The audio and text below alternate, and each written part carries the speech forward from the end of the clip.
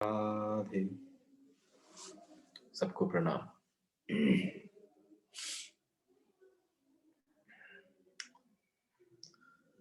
शुक्रवार को एक बहुत ही महत्वपूर्ण विषय पर हम सब लोग आपस में बैठकर चर्चा कर पाए,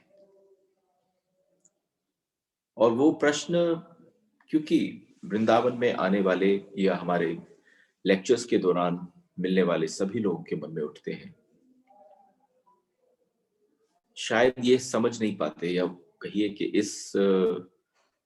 इस बात को जीवन में कैसे उतारा जाए, वो कह पाना बड़ा मुश्किल होता है कि पहले प्रार्थना है, फिर ध्यान है और फिर प्रार्थना है। प्रार्थना करने वाले कहते हैं सिर्फ प्रार्थना करनी, ध्यान करने वाले कहते हैं सिर्फ ध्यान करना है। लेकिन उपनिषद के ऋषि कह रहे हैं पहले प्रार्थना है, पहले काबिल बन जाओ कि तुम ध्यान कर पाओ। जैसे ही आपने ध्यान को जीवन में उतारा, प्रार्थना के बाद ध्यान आना चाहिए। आप सोचें पहले ही फल लग जाएं, बीज डाला ही नहीं है, कैसे आएंगे? पहले ही पेड़ जो है पल्लवित हो जाए, कैसे आ जाएगा? बीज डालना पड़ेगा। ध्यान का बीज भी प्रार्थना है और ध्यान का फल भी प्रार्थना है। कितनी अद्भुत बात उपनिषद के ऋषि ने कही है। प्रारंभिक चरण पर ध्यान है। इसका तरीका क्या है? बहुत हल्का सा स्पर्श, because we had this gap of 2 days in between. संकल्प, संघर्ष और समर्पण, बात यही विश्राम हुई थी। कोई ऐसी चीज नहीं है जगत में जो आप बिना संकल्प के कर सकें, करना ही पड़ता है संकल्प। और जैसे ही आप संकल्प लेते हैं, संकल्प के बाद चाहे जिसको कहिए कर्म में प्रवेश होना कहें, तो किसी भी प्रकार के कर्म में प्रवेश में संघर्ष है। और अंत में आप समझना, हमने आपसे कही थी, बड़ी 2 कौड़ी की बात हो जाती है जब कोई आपसे प्रथम चरण पर, संकल्प लेने के चरण पर बोलता है यहां समर्पण कर दो। आपके प्रायकर सभी गुरु कहते हैं कि आप यहीं समर्पण कर दो, और आप समझिएगा वो समर्पण बिना संकल्प के है। उस समर्पण के लिए जो आवश्यकता है, जो आपके भीतर की तैयारी है, वो तैयारी हुई नहीं है। उस तैयारी के लिए थोड़ी सी यात्रा करनी पड़ती है। आज ही आपसे कहूं अभी के अभी चलो भीतर चलते हैं, तो एकदम आपको 100 काम याद आ जाएंगे। आपसे कहो घूमने चलते हैं, 100 काम याद आ जाएंगे। एक यात्रा है, आप उसका एक व्यवस्था करते। हाँ, अगर जीवन में तैयारी उस प्रकार की हुई है जिसको हम हियर और नाउ कहते हैं, तो आप समझना संकल्प से ही हियर और नाउ में भी जाया जाता है। संकल्प भी है, छोड़ने का संघर्ष भी है, और ध्यान भी है, और उसके साथ साथ उसी समय समर्पण भी है। तो तीनों शब्दों को अगर जीवन में उतार लें तो बहुत आनंद आएगा। प्रार्थना ध्यान का अंतिम सोपान है। प्रार्थना अंतिम है क्योंकि आप वहां तक पहुंच गए जहां तक एक शरीर पहुंच सकता है। आप वहां तक पहुंच गए जहां पर एक व्यक्ति अपनी मेहनत से, बल से ये मानकर मैं कुछ कर सकता हूं, एक जगह तक पहुंच सकता है। लेकिन समर्पण आपके बस की बात नहीं है। आप अंत समय पे जाकर ऋषि की भांति प्रार्थना करते हैं, यहां तक आ गया गोविंद, अब आप संभालो, अब आपके ऊपर है बात। तो प्रार्थना ध्यान का अंतिम सोपान, समापन है। समर्पण संकल्प की अंतिम निष्पत्ति है। समर्पण फाइनल है। जो कहते हैं कि आखिरी क्या है, उसके बाद तुम न अर्पित करने वाले रह जाओगे, न तुम कर्म करने वाले रह जाओगे, न तुम संकल्प करने वाले रह जाओगे। समर्पण संकल्प की आखिरी निष्पत्ति है। जहां तक कर सके स्वयं करना, लेकिन जिस घड़ी ऐसा लगे कि अब न हो सकेगा, जिस पल ऐसा अनुभव होने लग जाए कि अब आगे का मार्ग नहीं दिख रहा है, अब सब कुछ प्रकाशित तो हो रहा है लेकिन कुछ समझ में नहीं आ रहा है, उस क्षण प्रार्थना का स्मरण कर लेना। ध्यानियों के पास जाओ तो उनके पास प्रार्थना शून्य हो गई है।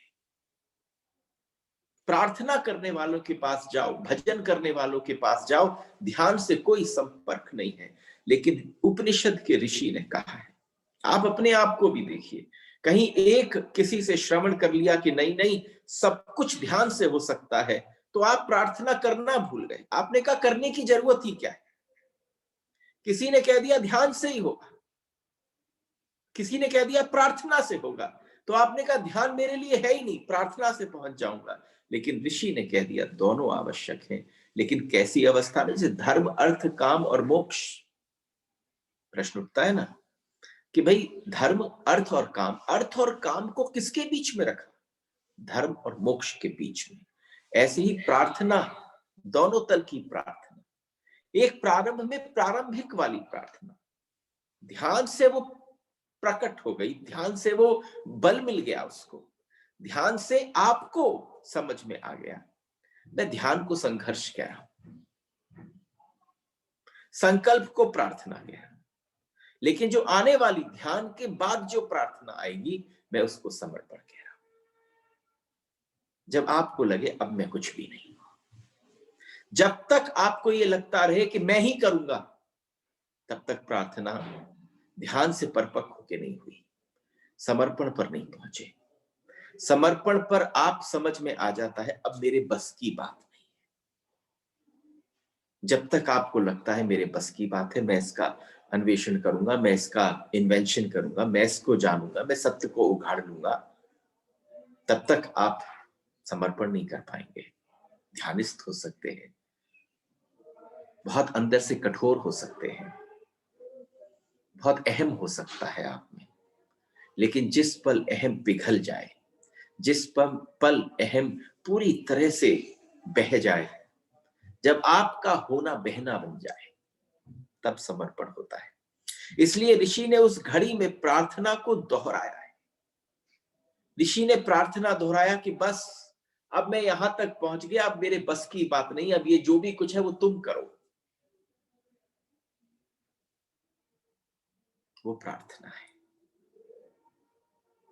आप सब जो इसको कहने में इतना आनंद आया, क्योंकि ब्रज में आने वाले लोग या तीर्थों पे जाने वाले लोग, उनके मन में एक इस प्रकार का बहुत विभाजन हो जाता है, मैं कौन से पथ का पथिक हूं।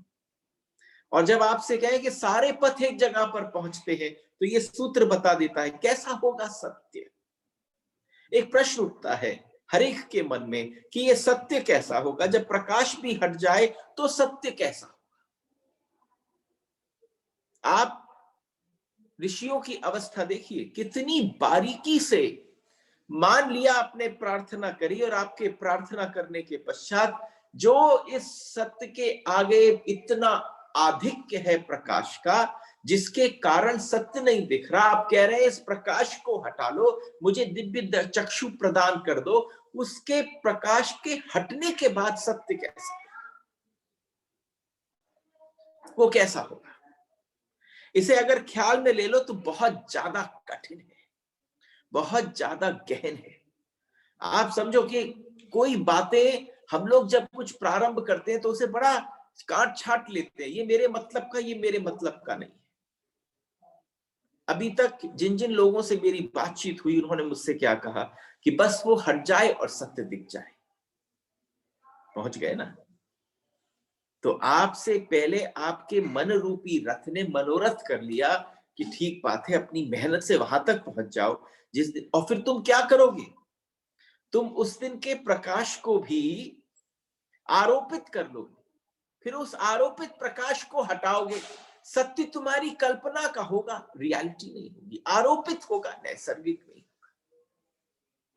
इसलिए ऋषि ने इस बात को भी उघाड़ा है और ये कहकर उघाड़ा है कि अत्यधिक कठिन है, अत्यधिक गहन है, लेकिन फिर भी ख्याल में कर लेने जैसा है,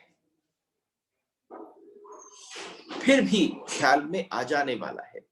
जैसे ही मैंने कहा कि बाहर की वस्तुएं प्रकाशित होती हैं और प्रकाश का उद्गम स्रोत है, प्रकाश का उद्गम स्रोत है, प्रकाश का कोई अनुभव नहीं होता है बाहर, किसी को भी प्रकाश का कोई अनुभव नहीं होता है, भीतर प्रकाश का अनुभव होता है, लेकिन बाहर प्रकाश का अनुभव नहीं होता। प्रकाशित वस्तु दिखती है, न उद्गम रह जाता है, न वस्तुएं रह जाती हैं, फिर अंततः प्रकाश खो जाता है।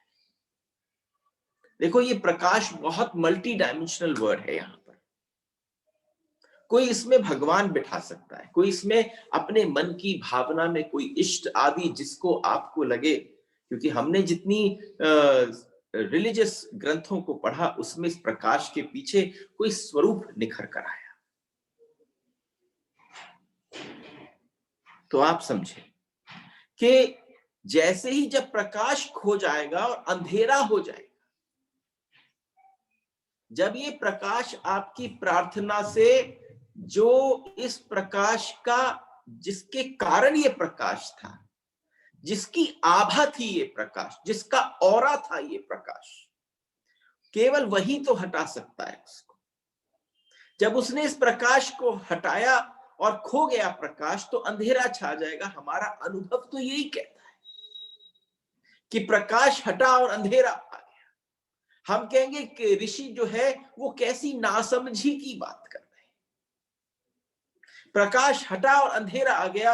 अगर प्रकाश का पर्दा हट गया, अंधेरा आ गया, फिर प्रभु के चेहरे को देखोगे कैसे जब प्रकाश ही हट गया? इसका निरूपण अगले सूत्र में। तो जैसे ही इस बात को कहा, लेकिन अंधकार के तो पार आ गई ना बात। अंधकार से तो यात्रा प्रारंभ हुई थी, आप जबरदस्त प्रकाश के पास पहुंच गए। अब आप वहां पहुंचे और आपने प्रकाश को भी हटाने की बात कही। अब प्रकाश के हटने से अंधकार नहीं होगा। अब प्रकाश जैसे ही हटेगा उसके बाद अंधकार नहीं होगा। अंधकार तो छूट चुका पीछे, प्रकाश का पर्दा आ गया, प्रकाश का पर्दा भी हट गया, तो बचेगा क्या? क्या बचेगा? सत्य बचेगा। और आप समझना कैसे, कैसी आभा रही होगी, कैसी एक एक ऋषि में दिव्य दृष्टि देखने की क्षमता रही होगी कि उन्होंने इन बातों को भी समझाने की चेष्टा करी, लेकिन ऐसा ना हो जाए कि कोई उसका दुरुपयोग कर ले। तो उन्होंने एक अवस्था तक बात कर ली, जिसने यहां तक पहुंचा उसको अपने आप आगे की बात दिख गई। इस बात को समझोगे कैसे? आप समझना, ये सारांश है।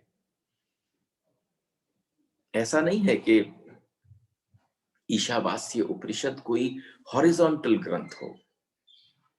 ईशावास्य के प्रथम श्लोक से हम बढ़ते चले जा रहे हैं ऊपर की ओर। ये बात समझने जैसी है। इस समय पर थोड़ा सा अपने साथ समय देने की आवश्यकता है। प्रकाश हट जाएगा तो क्या होगा? क्या ऐसा आपने अनुभव किया है, आपके साथ घटा है? और आप समझना, ये बात थोड़ी कठिन है समझनी, पर आप क्या है, आ गई समझ में तो ठीक है, नहीं आई तो चलो अगली बार जब ईशावास सुनेंगे तो समझ लेंगे। यहां तक ही ठीक है, हम सब ऐसे ही सुनते हैं। लेकिन आप समझना, सुनाने वाला ऐसा नहीं सोच सकता। सुनाने वाले के लिए बात होगा कि अगर यहां तक पहुंच गई बात, संध्या को जब सूरज डूब जाता है, सुबह के 11 नहीं बजे हैं, 11:15 नहीं बज रहे हैं, आप अगर हमारे साथ इन शब्दों के साथ अगर पहुंच जाओ किसी ऐसे स्थान पर कि तुम्हें संध्या के समय सूरज अस्त होता दिखे। अभी रात आई नहीं है,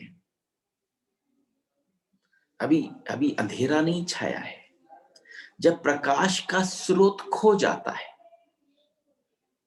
जब प्रकाश का स्रोत खो जाता है, यानी जब सूरज अस्त होने लगता है, अभी अंधेरे का अवतरण नहीं हुआ, वह जो बीच बीच का पल है उसे संध्या कहते हैं।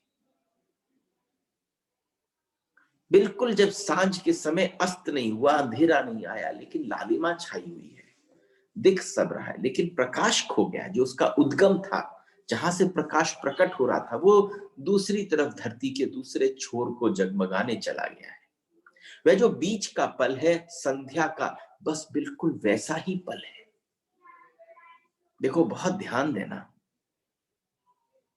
यहां कुछ ऐसी बातें खोलने जा रहा हूं जिससे तुम अपने यहां पर बुला भी लो बहुत सारे पंडितों को, पुरोहितों को, पंडित जियों को, और फिर भी तुम्हारे जीवन में उनके करने के बाद, उनकी पूजन के बाद कोई असर न हो, तो असर क्यों नहीं होता? आधार है यहां पर। इस संध्या को क्या कहा है? इसलिए प्रार्थना और संध्या का जोड़ बन गया है। हमने अब सुना हमारे ऋषि जो हैं वो त्रिकाल संध्या करते थे। तो त्रिकाल संध्या में क्या करते थे? प्रार्थना करते थे। तो प्रार्थना का और संध्या का जोड़ पड़ गया है, शब्द आया है त्रिकाल संध्या। तीन काल की संध्या कब हो सकती है? उसको मिड डे पॉइंट्स कहते हैं। जो मिड पॉइंट्स हैं दिन के, वो तीन हैं। कौन कौन से हैं? जब अभी तक अंधेरा तो पूरा गया नहीं और आभा आने लगी, सूरज निकलने ही वाला है, निकलने से पहले जो आलोक होता है, निकलने के साथ ही जो आलोक होता है, अभी तक सूरज प्रकट नहीं हुआ है, एक वो संध्या का काल है, प्रार्थना का काल है। एक बिल्कुल जब आपकी छाया, आपकी परछाई धरती पर न पड़ती हो, आपके शरीर में ही एकत्रित हो गई हो, बिल्कुल मिड पॉइंट पर हो सूरज, तो वो दूसरा काल है संध्या का। और शाम के समय पर जब सूर्य अस्त हो रहा है, अस्त हुआ ही है लेकिन अंधेरा नहीं हुआ है, वो तीसरा पल है।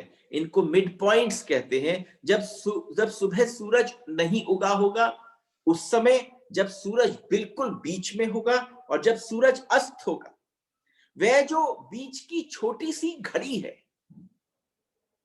वह जो छोटी सी घड़ी है, वो जो गैप है, हम उसको संध्या कहते हैं।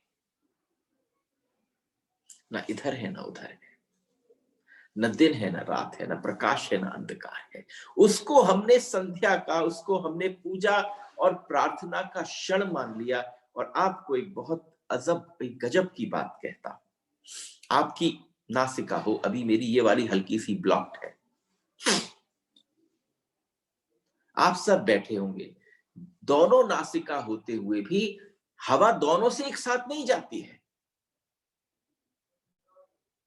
इसके ये चेंज होती रहती है। नासिका के श्वास लेने वाली छिद्र जो है वो बदलता रहता है, लेकिन केवल तीन टाइम है, संध्या के तीन काल। जब ये दोनों चलते हैं, जब ये दोनों चलते हैं, वो केवल इन तीन संध्या के समय पर ही होता है। आप अपने यहां पर बहुत बड़े बड़े यज्ञ अनुष्ठान करा लें, लेकिन अगर आपके जो मुख्य हैं, आपके जो गुरु हैं, अगर वो भी त्रिकाल संध्या नहीं करते हैं, तो कैसा भी आपने यज्ञ किया, उसका फल नहीं मिल सकता।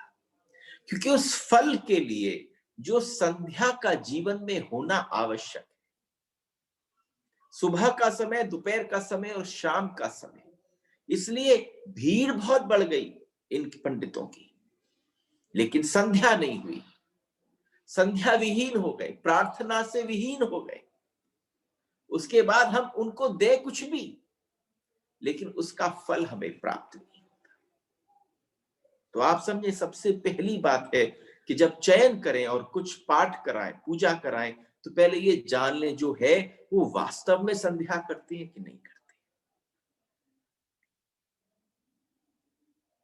तो जो संध्या का पल है, असली बात है कि जब अंधकार भी खो जाता है और जब प्रकाश भी खो जाता है, जब अंधकार भी नहीं रहता, जब प्रकाश भी नहीं रहता, तब संध्या का क्षण आता है, अंतर आकाश से आता है। लाना नहीं पड़ता, वो पल होता ही है। न अंधकार होगा न प्रकाश होगा, वहां संध्या छा जाती है, अंधेरा भी नहीं होता, आलोक होता है। भाषा कोश में अगर आप जाओ और आलोक शब्द का अर्थ देखो तो वहां प्रकाश लिखा हुआ पाएंगे, लेकिन वो अर्थ प्रकाश गलत है।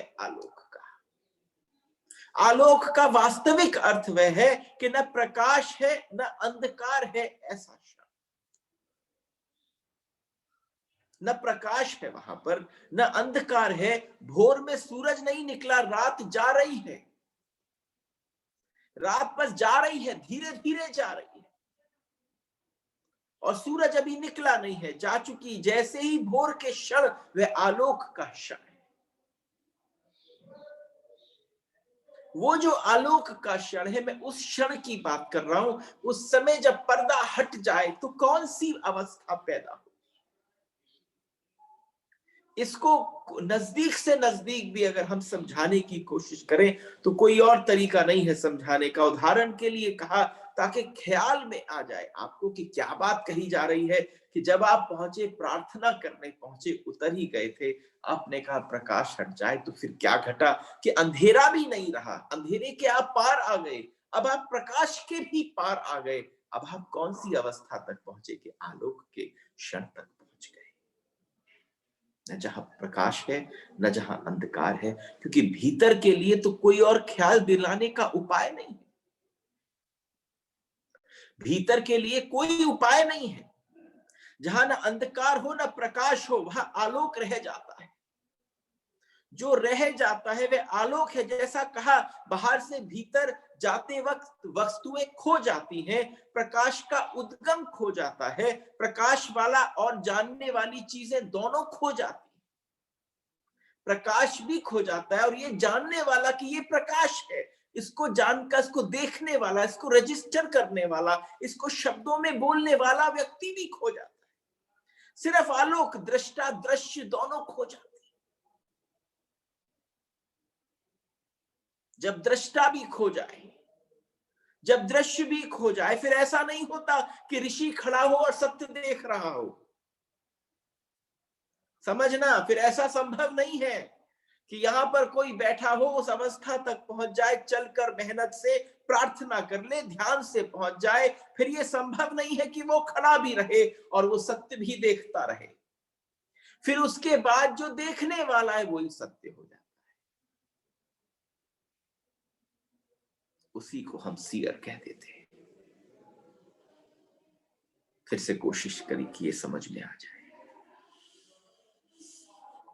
क्योंकि बात एक जगह तक होती है। प्रकाश तक पहुंच गए, सबको समझ में आ रहा था, बहुत बढ़िया। When you get feedback, it feels so nice कि चलो यहां तक बात पहुंच गई। धन्य हो उनको जिन्होंने मेरे से कहा कि आ जाए, प्रकाश हो जाए, फिर उसके बाद क्या। उनको नमन जिन्होंने प्रश्न किया, क्योंकि जैसे ही उन्होंने प्रश्न किया तो ये जिज्ञासा उठी कि वास्तव में ये तो बहुत इलैबोरेटली समझाने की बात है। उस अवस्था को समझे जब दृष्टा दृश्य खो जाए, फिर ऐसा नहीं होता कि ऋषि खड़ा हो, ऋषि सत्य हो गया, साक्षात। चलो एक छोटा सा रिप्रेजेंटेशन करते हैं। ऊपर से बूंद जो थी वो बादलों के भीतर से छिपी हुई थी। अगर तुम इसको देख पाओ, अगर तुम इसको देख पाओ और ये शब्द तुम्हें दिखा पाए, तो तुम समझना तुम ही वो बूंद हो। उस बूंद के भीतर तुम ही बैठ गए। तुम्हारा जो भी नाम हो, तुम जिस नाम से अपने आप को जानते हो, वो नाम लेकर वो जैसे बूंद में बैठ जाए, और बूंद इस धरातल पर उस सागर को देख रही है। और उस सागर को जब देख रही है तो इतना अद्भुत, इतना विलक्षण, इतना इतना विशाल, इतना अंतहीन सब कुछ लगता है। अब वो ऊपर से टपकी, तुम भी तो टपके, और जब टपक कर वो नीचे आने लगा, ऊपर आकर्षण था, एक डिस्टेंस था, लेकिन जैसे ही उसमें लहर दिखी, जैसे ही देखा कि ये बूंद खोने जा रही है, वो बूंद ऊपर से गिर पड़ी थी, इतनी बड़ी थी, धीरे आते आते छोटी हो रही थी। तुम समझना, जब तुम ऊपर से नीचे गिर रहे हो और तुम्हें पता हो तुम्हारा वजूद मिटने वाला हो, तो तुम अपने आप को बचाने की कोशिश करोगे, तुम्हें यहां नहीं गिरूं, कहीं और गिर जाऊं। लेकिन धीरे धीरे जब तुम उसमें गए तो तुम्हारे अंदर जितने प्रश्न थे, वो एक संघर्ष की अवस्था थी, वो एक ध्यान की अवस्था थी। तुम्हें जैसे ही लगा तुम उसके पास पहुंचे कि अब कोई चारा नहीं है, तुमने कहा मेरे बस की नहीं है, मुझे संभाल लो। वो बूंद एकदम सागर के भीतर प्रविष्ट कर गई, और जैसे ही प्रविष्ट करी तब उसे पता चला, ओहो, न दृश्य रहा न दृष्टा रहा। जो दृश्य था वो सागर था, जो दृष्टा था वो तुम थे, जो बूंद थे, दोनों के दोनों मिट गए, दोनों सागर बन गए। ये घटता है। अगर ये कल्पना को आप सिर्फ सजीव कर कर देख पाओ, हम ही गिर रहे हो, हम ही सागर से हटने की चेष्टा कर रहे हो। जब जब आपका कोई बहुत डिवाइन एक्सपीरियंस हो जाता है तो आदमी घबरा जाता है, ओहो गया, मैं गया, मेरा होना गया, मेरा वजूद गया, जिस जिसको मैंने पकड़ा, जो मेरे मैं को बहुत बलिष्ठ करता था, वो सब कुछ छूट गया। लेकिन तुम उस बात को भूल गए कि जिसको तुम जिसमें घुसने जा रहे हो, वो एक सत्य अभी तक दूरी पर दिखता था, लेकिन जैसे ही ये घटेगा, जैसे ये डिस्टेंस कम होगा, ये प्रकाश का पर्दा हटेगा, तो तुम क्या हो जाओगे? तुम वही हो जाओगे जो तुम जिसकी पुनः हमेशा तुमने प्रार्थना करी कि मैं हो जाऊं। सत्य हो गया वो ऋषि।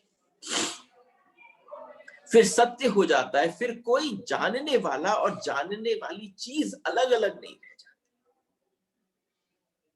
देखो, कोशिश हमारी हो सकती है, शब्द प्रस्तुत किए जा सकते हैं, एक प्लेटर पर सजाए जा सकते हैं, लेकिन सुनकर भीतर ले जाकर उनका मंथन तुम्हें करना पड़ेगा। हमने तो आपसे पहले दिन ही कहा था कि रई लेके बैठना, कि जब ऐसा कोई बात हो और जिस जिसको बूंद में गिरते हुए उस ऊपर के आकाश से नीचे नीचे के सागर तक खुद को देख लिया होगा तुमने, तो तुम समझना तुम्हारी उस तरफ बाहें फैल जाएंगी। अभी तक बड़ी छोटी थी, बूंद में समा रही थी, फिर सागर में समा जाएंगी। पर हमारी घबराहट क्या है? हम चाहते भी हैं और नहीं भी चाहते हैं, दोनों एक अवस्था एक समय पर हो रहा है। आलोक में अंधकार और प्रकाश दोनों खो जाते हैं, जानने वाला जानी हुई चीज दोनों खो जाते हैं। इसलिए अगर इसको, there are a lot of people who actually understand these things just by some English words also. So what is the nearest word? Mahavir ने क्या नाम दिया? महावीर ने इस अवस्था को जो नाम दिया, उस अवस्था को कहा ओनली नोइंग। केवल नाम दिया केवल ज्ञान, कैवल्य ज्ञान, ओनली नोइंग।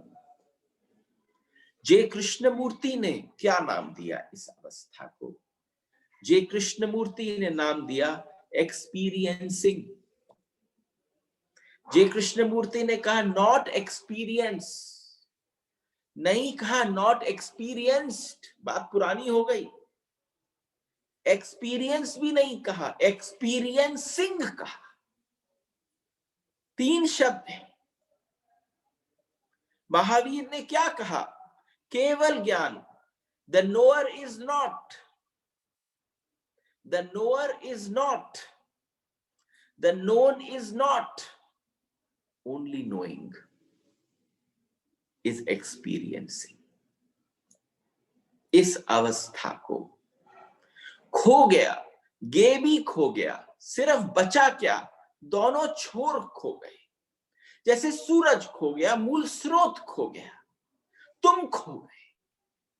मिल कहां गए? जहां केवल बस एक्सपीरियंसिंग बच जाता है।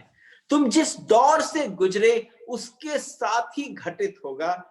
एक जगह तक की बात कही जा सकती है, लेकिन उसके बाद जब उस व्यक्ति का एक्सपीरियंसिंग होगा, तो जिस जिस ऋषि ने वो बात नहीं कही कि उसके बाद क्या घटा, इसलिए नहीं कह पाया क्योंकि वो बचा ही नहीं। हमारे यहां पर एक प्रश्न उठता है कि अरे ये बात यम ने क्यों नहीं कही, ये बात वशिष्ठ ने क्यों नहीं कही, ये बात मार्कंडेय ने क्यों नहीं कही, क्यों नहीं कही?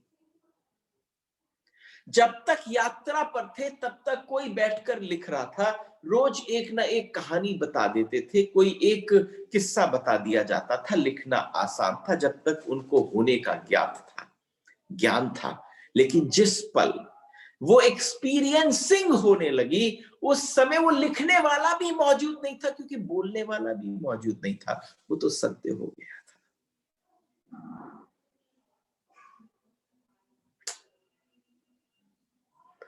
कभी कभी इस करुणा को देखकर भीतर से स्नान करने का मन होता है। ये करुणा है जो ऋषियों के द्वारा बही है हमारे ऊपर। इसलिए जो ये दोनों कदम उठा लेता है, उसे फिर जानने और पाने को, अनुभव करने को कुछ शेष नहीं रह जाता। आइए दूसरे सूत्र में प्रवेश करते हैं। पूषन्ने कर्षेयं सूर्य प्राजापत्य व्यूह रश्मीन समूह तेजो यत्ते रूपम कल्याणतमं तत्ते पश्यामि योऽसावसौ पुरुषः सोहमस्मि। क्या कह रहा है ये सूत्र? सूत्र कह रहा है, हे जगत पोषक सूर्य, हे एकाकी गमन करने वाले, हे यम, हे सूर्य, हे प्रजापति नंदन, तू अपनी किरणों को हटा ले। तेरा जो अतिशय कल्याणतम रूप है उसे मैं देखता हूं। यह जो आदित्य मंडलस्थ पुरुष है, ये मैं हूं। ऋषि ने बड़ा बहुत ही उच्च कोटि का वक्तव्य दिया है। एक सूर्य है जिससे हम परिचित हैं, एक सूर्य है जिससे हम परिचित हैं, लेकिन जिसे हम सूर्य कहते हैं वैसे अनंत सूर्य है। आजकल तो तारे दिखने बड़े मुश्किल हैं, वैसे तो आजकल अच्छे दिन हैं, तारे दिख जाते हैं। लेकिन अगर सच में तारे देखने हो तो आप हमारे साथ कैलाश चलना। जब आप वहां लेटे हुए होगे उस धरातल पर और आप ऊपर से तारे देखोगे, तो आप देखोगे ये तो एक तारा है जिसको आप सूर्य कहते हैं, थोड़ा निकट है, ये बहुत पास है ये, लेकिन वह अनंत सूर्य है। वो इतनी दूरी पर है कि वो टिमटिमा तो रहे हैं, पर अगर उनके समक्ष पहुंच जाए तो वो सब सूर्य है। और वे सब इतनी दूर हैं इसलिए छोटे दिखाई देते हैं। हमारा सूर्य बहुत बड़ा सूर्य नहीं है, मध्यम वर्गीय सूर्य है। It's not a very very big sun, और पल पल अपने आप को जला रहा है। उससे बहुत बड़े बड़े सूर्य हैं। वैज्ञानिक तो अब कितनी गणना कर पाते हैं, उसमें अंदाज है कि कोई करीब करीब, जितनी वैज्ञानिकों ने दिया कि 4-4.5 करोड़, 4-4.5 करोड़ सूर्य होंगे इस पूरे ब्रह्मांड में।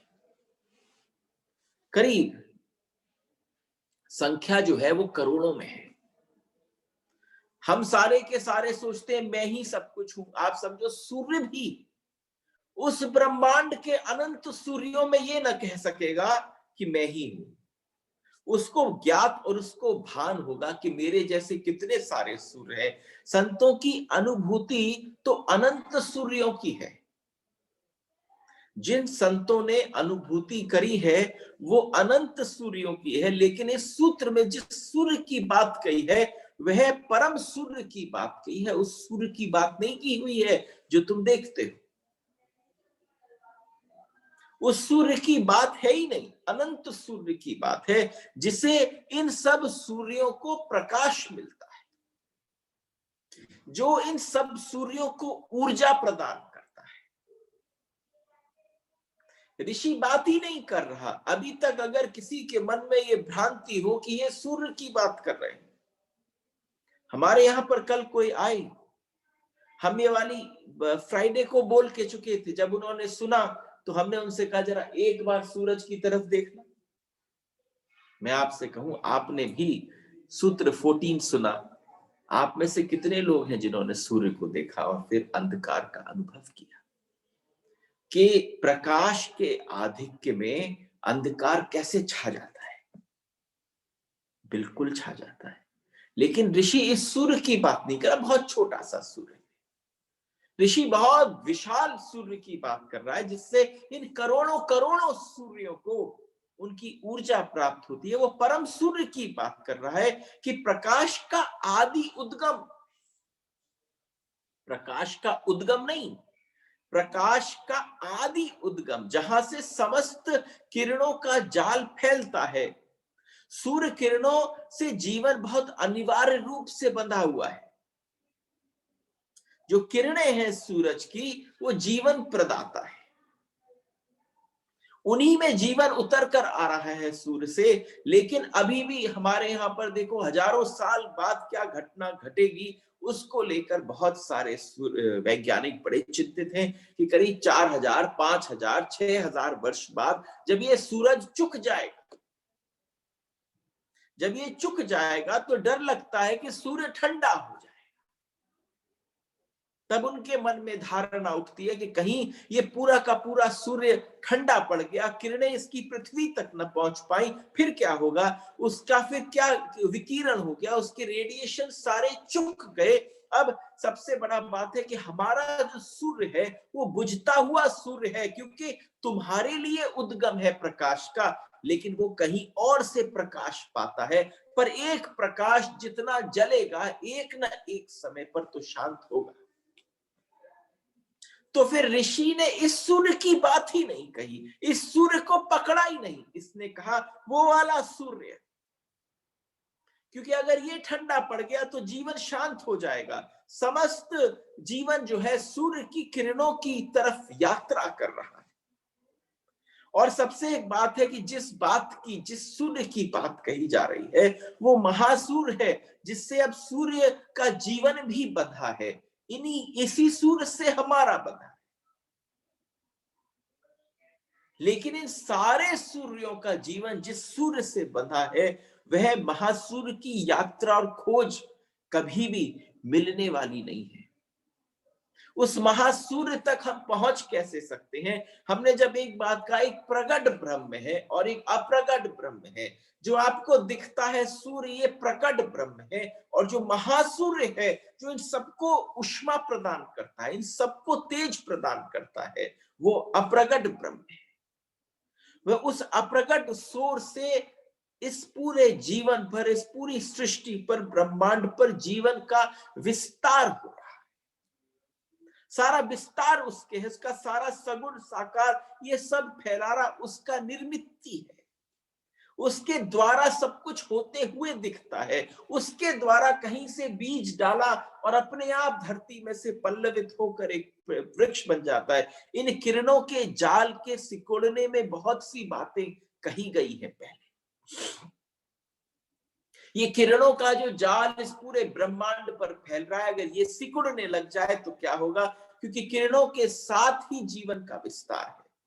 ऋषि कहता है मृत्यु को हम पार कर जाएं, हे सूर्य तू अपने जीवन के विस्तार को भी सिकोड़ ले।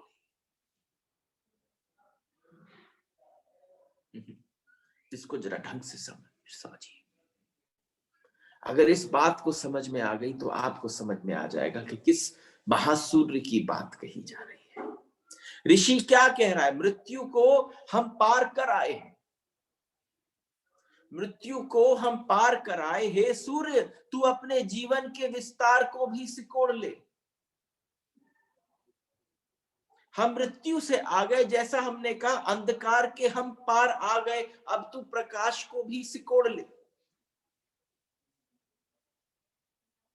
मृत्यु और जीवन एक ही सिक्के के दो पहलू हैं। प्रकाश और अंधकार भी एक ही सिक्के के दो पहलू हैं। ऋषि क्या कह रहा है? जीवन के विस्तार को सिकोड़ ले। ये जितना जीवन का विस्तार है इसको सिकोड़ ले। मृत्यु के पार मैं हुआ हूं, मृत्यु से निकल कर आया हूं, अब जीवन के भी पार हो जाऊं। ये बात हमारे मॉडर्न, जो हमारी आजकल की पीढ़ी है, उसको डाइजेस्ट नहीं होती। जैसे ये बात आप अपने 30, 40, 45 इयर्स ओल्ड के किसी बच्चे के साथ, किसी अपने पुत्र के साथ जब आप शेयर करते हैं, जब हम किसी वर्कशॉप में जाते हैं या किसी और प्लेटफॉर्म पर जाते हैं जहां यंग लीडर्स बैठे हुए हैं, ये बात उनको समझ में नहीं आती।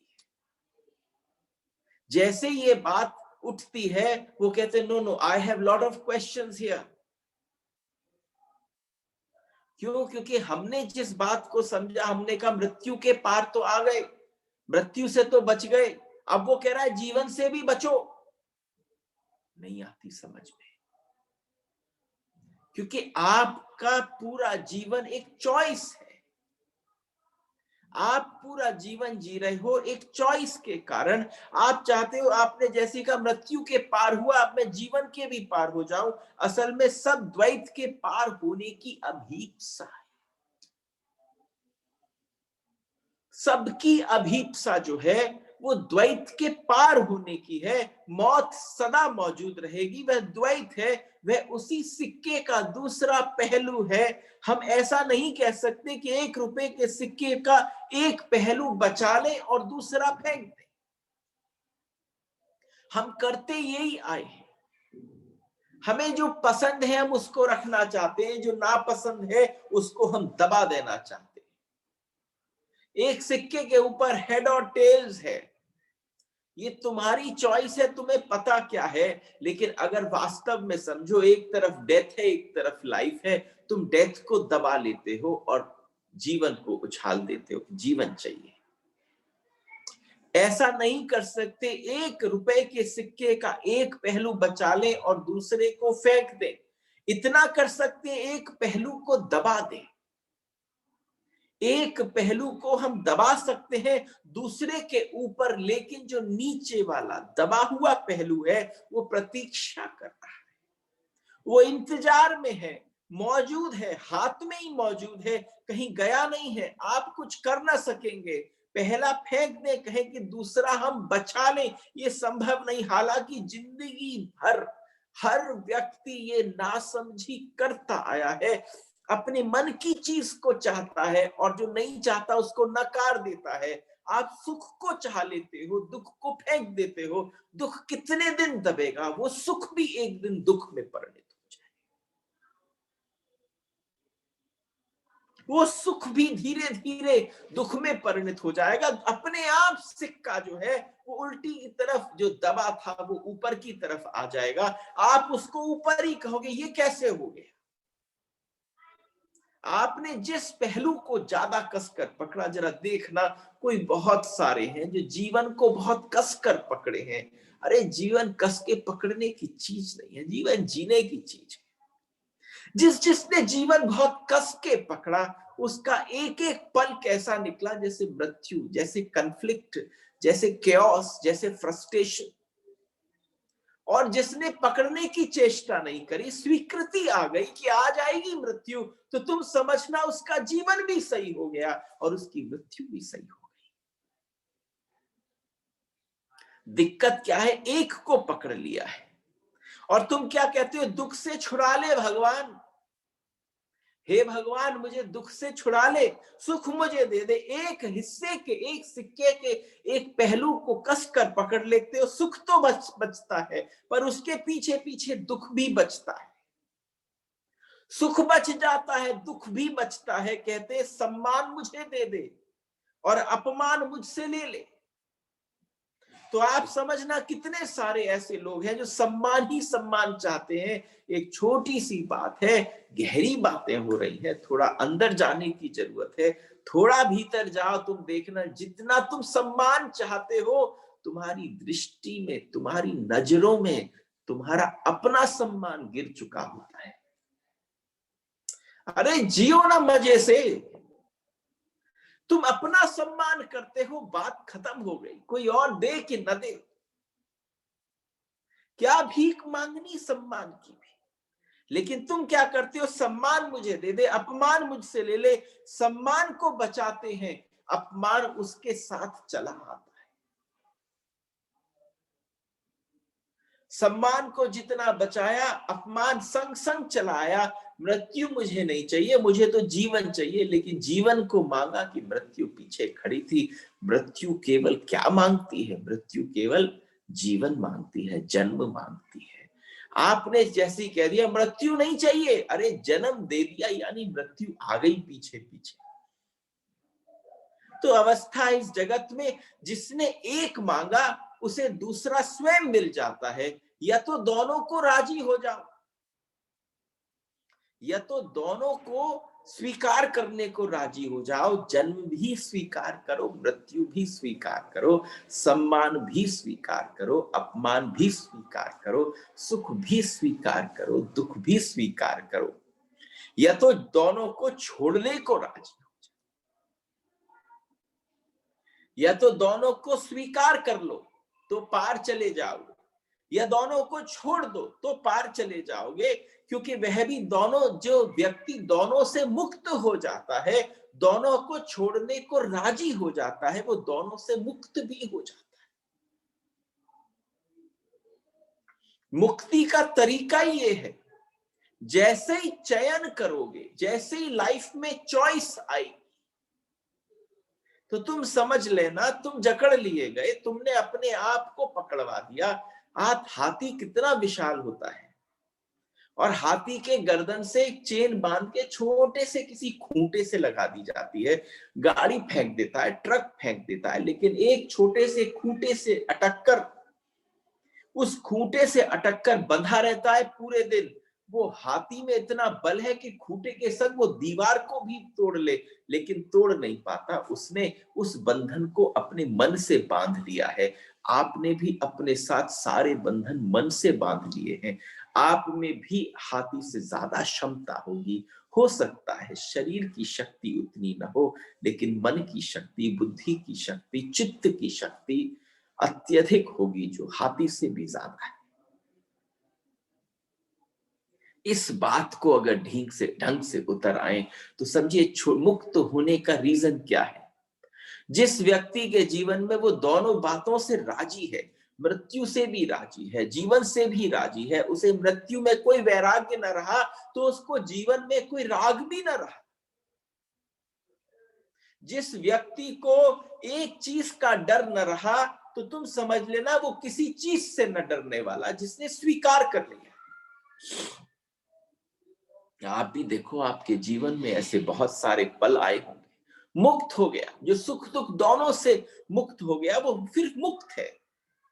दोनों को एक साथ छोड़ना पड़ेगा, दोनों को एक साथ स्वीकार करना पड़ेगा। और आपके साथ भ्रांति क्या हो गई कि एक को पकड़ के चले। और आप समझना, जब ये महासूर्य अपनी किरणों को सिकुड़ जाए, उनके साथ सब जीवन, इस महासूर्य से सब कुछ जो निकलता है, सारा जीवन का फैलाव जो निकलता है, वो धीरे धीरे सिकुड़। इसलिए ऋषि की आकांक्षा है कि अगर हम ठीक से समझे तो ऋषि की आकांक्षा है कि मैं उसे देखना चाहता हूं, मैं उसको जानना चाहता हूं, जहां से सब कुछ निकलता है या जहां सब कुछ सिकुड़ जाता है। आकांक्षा कौन सी है ऋषि की? जहां से प्रकट हो रहा हो या जहां सब सिकुड़ रहा हो, क्योंकि एक ही स्रोत हो सकता है, निकलना भी वहीं से है और लीन भी उसी में होना है। तो ऋषि की आकांक्षा इतनी है, जहां से सारी सृष्टि प्रकट कर देती है, जहां सारी प्रलय लीन हो जाती है। प्रलय का लीन होना, सृष्टि का प्राकट्य होना, दोनों अवस्था में उसको देख लेना चाहता हूं, जहां से सब आता है और जहां सब कुछ विलीन हो जाता है। कैसी अवस्था के रहे होंगे लोग जिन्होंने यम को मृत्यु का देवता मान लिया। हमारे शास्त्रों ने मृत्यु को नाम दिया, हमने मृत्यु को मृत्यु कहकर नहीं बुलाया। मृत्यु का भी देव है। हमारे यहां अगर जीवन के इतने सारे देव हैं, तो हमारे शास्त्रों ने मृत्यु के देव का भी एक नाम रखा और उसका नाम रखा यम। आप समझना, सूर्य तो जीवन का है, यम जो है वो मृत्यु का देव है। यम मृत्यु का देव है, सूर्य जीवन का देव है। ध्यान रहे, जहां से जीवन आता है वहीं से मृत्यु आती है। जहां से आते हैं दोनों का उद्गम स्थान, लीन का स्थान, प्रलय का स्थान एक है। मृत्यु कहीं और से नहीं आ सकती। संभव नहीं है कि मृत्यु कहीं और से आए। जहां से जीवन आता है वहीं से मृत्यु आती है, क्योंकि दोनों अलग नहीं हो सकते। ऐसा नहीं हो सकता मृत्यु कहीं और से आए, जीवन कहीं और से आए। अगर ऐसा होता तो हम जीवन को बचा लेते। और आप समझना, कैसा पागल जैसी पृथ्वी हो जाती, कैसी बेमानी जैसी जिंदगी हो जाती कि एक एक घर में पड़े रहते 300-300, 400-400, 500-500 वर्ष के बूढ़े। कैसी अवस्था, कैसी विक्षिप्तता हो जाती अगर हम ये आयु को इतना लंबा कर कर विस्तार करते चले जाते। अंग शिथिल हो जाते, लड़खड़ा लड़खड़ा कर चल रहे होते, उठने तक का सामर्थ्य न होता, खिलाने तक का सामर्थ्य न होता। ये सृष्टि की जो रचना है, जो सर्कल है, वो चलता कैसे? तो आप समझना, यम शब्द बहुत उपयोगी है कुछ अर्थ। यम शब्द की जो उपयोगिता है, जिन्होंने मृत्यु को यम कहा, अद्भुत लोग रहे होंगे। यम का अर्थ क्या है? नियमन करने वाला। यम का मतलब है नियमन करने वाला, द कंट्रोलर। बड़े मजेदार लोग रहे होंगे जिन्होंने नाम दे पाए कि नियमन करने वाला। मृत्यु को जीवन का नियमन करने वाला कहा। जिस समय जीवन जो है उसको ऐसा लगे कि अब सब कुछ सही नहीं घट रहा है, या नियमन कैसे होगा, इसको कंट्रोल कैसे किया जाएगा। अगर मृत्यु जीवन का नियमन ना करे तो बड़ी अव्यवस्था बढ़ जाएगी, गंभीर अव्यवस्था हो जाएगी, अराजकता हो जाएगी। मृत्यु आकर सब उपद्रव को शांत करके चला जाता है। एक बात समझना, कोई आदमी बेहद परेशान हो जीवित, इतना परेशान कि जीना मुश्किल हो, और उसकी जैसे ही मृत्यु घटती है उसकी परम शांति आ जाती है। इसलिए हमारे शास्त्रों ने मृत्यु के देव को यम कहा है, जो नियमन कर देते हैं। गहरे अर्थों में, विस्तीर्ण अर्थों में, पूरे जीवन के उपद्रव के बाद, पूरी जीवन की दौड़ धूप के बाद मृत्यु रात का विश्राम है। तुम अगर विश्राम न करो, तुम्हें हफ्ता 8-10 दिन जगाए जगाए रख दिया जाए, तो तुम इतने उपद्रवी हो जाओगे, इतने परेशान हो जाओगे, इतने फ्रस्ट्रेटेड हो जाओगे। इसलिए उसको लघु मृत्यु कहा, कि आपके दिन को सही संचालित करने के लिए मृत्यु के आघोष में जाने की परम आवश्यकता है। वो जो प्रथम आवश्यकता है, वो जो थोड़ी देर की आती है, उसको हमने लघु मृत्यु कहा, जिसको आप नींद कहते हैं। और जब ये जीवन में कहीं नियमन की आवश्यकता होती है, तो एक ऐसा समय और पल आता है जब जिस समय पर आखिरी अवस्था आती है कि बस अब सब कुछ सौंपे, ये नियमन कैसे आ जाए। तो इसलिए उस सारे उपद्रव को एक ही चीज शांत कर सकती है, और वहां पर कोई ऐसी अवस्था नहीं रखी कि कोई प्रश्न उठाए, कोई किसी चीज को रोक ले, कोई कहीं पहुंच लगा दे, कोई सोर्स लगा दे। ये असंभव है कि कोई उस बात को कहे और मृत्यु घट जाए। जब घट जाती है, उपद्रव सारे शांत हो जाते हैं, मन में उद्वेग सारे शांत हो जाते हैं, हम केवल उसको स्वीकार कर लेते हैं। आज के विषय को यहीं पर विश्राम देते हैं। कोई प्रश्न उठे तो अवश्य हमारे साथ शेयर करें। राधे राधे।